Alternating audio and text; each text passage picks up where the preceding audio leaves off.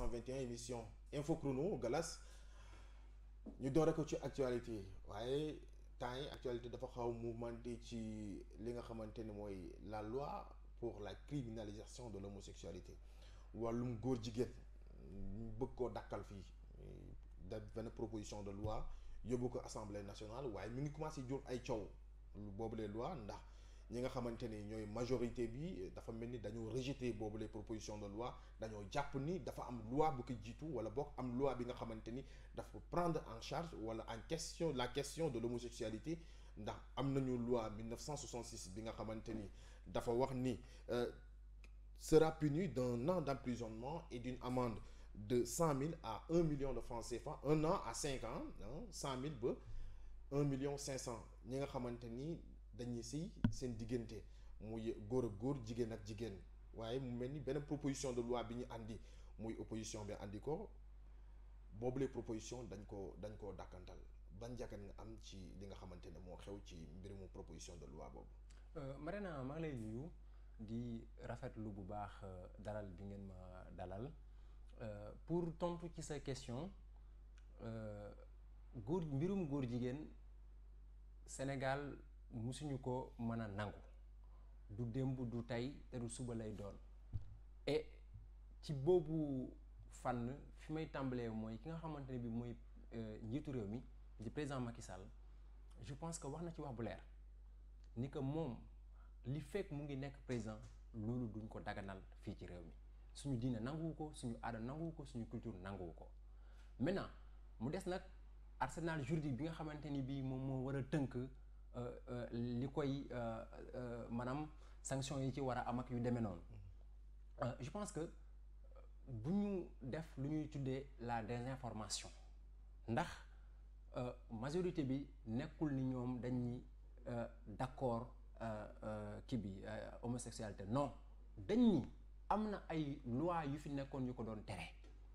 ndax ñii dañu bëgg proposition bi daf ko bëgg a jëlee ci délit yóbbu ko ci crime. léegi pour man li ñu war a saytu mooy jàngat ndax ba ñu ko dee bi ñu ko sanctionné ci état bu délit ndax loi bi efficace woon na.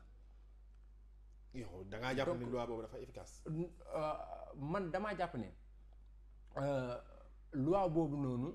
maanaam le fait que ñu jëli ko ci délit yóbbu ko ci crime. mënta soppi lu bëri ndax tere la.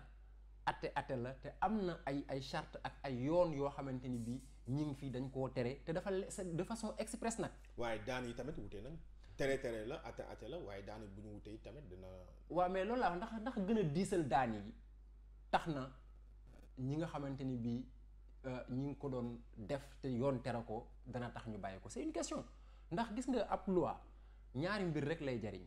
mooy doon lu ñuy tuddee ab xaaj ji maanaam loo xam ne da nga naan man kat su ma ko defee nangam fekk ma si du ma ko def wala mu doon sanction bu la dalee sa kaw ñu sanctionné la nga ne man de lii ma def ba lii fekk ma ci bu ëllëgee du ma ko defati mais est-ce que diisal ki ak woyofal gi foofu la question bi war a nekk yaakaaruma ko li am solo mooy suñu ay charte réew muy code pénal bu Sénégal moom da cee leer nañ da koy tere délit la ku ko def yoon dina dal sa kaw donc ndax nag ñu taral daan yi gën ko yokku est-ce que sax mooy doon kii bi gën. parce que opposition daanaka ñi nga xamante ni ñoo proposé loi yi mooy xalif généraux yi parce que ñoom ñoo signé pétition bi. ak waa ànd sàmm jikko yi. ñoom li nga xamante ne mooy proposition de loi bi dañ ko jëlee ci 100 000 500 000 jëm ci 1 million dem ci 5 millions mais li nga xamante ni aussi moo ci gën a kii mooy peine bi nga xamante ni dañ ko corsé 5 ans d'emprisonnement. et puis du am li nga xamante ni mooy ñu may la li nga xamante ni mooy circonstance atténuante quiconque aura été reconnu coupable. waaw mooy li ma wax sànq rek gën a taral daan yi Marina xam nga ay daan am na. mais daan bi nii yaakaaroo nii parce que daan bi fi nekk terewul nit ñi daanaka yëf yi arrêté wul te léegi mi ngi gën waaw xaaral ma jox la exemple mi ngi gën a law. léegi nëbbatuwuñu sax si loi bi concerné woon la drogue et tout ça mooy la loi Latif Guèye. du ñëwul gën a corser affaire yi jëlee ko si délit yóbbu ko si crime lan la changé dañoo wax ne sax dafa tax que dafa def. mais fee duñ benn aussi ah fee duñ benn xam nga fee duñ benn bii on parle d'acte contre nature. di nga xamante ni suñu aada suñu cosaan suñu diine da ko rejeté borom bi ci boppam wax ci. ñu bëri ñaawlu ko suñu kilifa diine yi taxaw ngaññi ko bii peut-être dafa ça concerne la jeunesse ça concerne la personne en tant que telle. mani ñun mënuñu ko rafetlu parce que ay jullit lañu ay sénégalais léegi lañu ay talibé lañu mënuñu ko rafetlu waaye xam nga nañu accepter loi bi non question d'efficacité nag la ñuy wax parce que tamit là on parle li maanaam ñaawlu bi c'est sur la forme ñëpp c'est d'accord léegi mu des nag la technicité war a dugg ci biir maanaam dëgg mbir yi xam nga wax nga ni sànq maa lay wax sànq loi Latif Gueye bi nga ne ma affaire de personne la non c'est la même chose parce que maanaam ay ñi ñëpp mën na leen tuddee ay déviants nit yoo xamante ni bi ñoom duñ bëgg di jaar fi nga xamante ni bi fa la société bi war a jaar ñi nga xamante ni bu société bi nekkee ni ñoom dañuy bëgg dund à la marge mooy les drogués les homosexuels mën nañ leen fa dugal ak ñeneen ñi mel ni ñoom waaye dama ni est-ce que gën a taral daan yi mooy la solution te jot am nañ exemple bu leer bu fi nekk mooy loi Latif Gueye taxul gars yi dafa tax sax léegi mbir yi gisoo benn pertinence proposition de loi bi ni gisoo fa benn pertinence en tout cas proposition loi bu bees bi nga xamante ne moom lañuy li wóor te wóor mooy que mu nekk crime wala mu nekk délit li am solo mooy lu ñu tere la ci suñu réew te li fekk président Macky Sall mi ngi nekk président de la République du Sénégal homosexualité moom duñ ko daganal fii ci Sénégal. donc te suñu ay proposition de loi bi proposition de loi bi jaru ko. def ay polémique la rek après yu jël ay allure politique sax. jaru ko dañuy politique rek gars yi dañuy politique rek. jaru ko gars yi dañuy politique rek. ñi yóbbu proposition de loi bi dañuy politique rek. mais c'est des xalif généraux. non xalif généraux yóbbu wuñu ko dafa am benn association bu jóg dem ci xalif généraux mais xalif yow mi mare naa ñooñu bu ñu ñëwoon si yow nga leen waaw man mi ñëwoon si ma man leen waaw. mais nañ fi ay xalif généraux ñu wax ci le xalif général yi Tidiane mosoon na ci wax. mais bien sûr.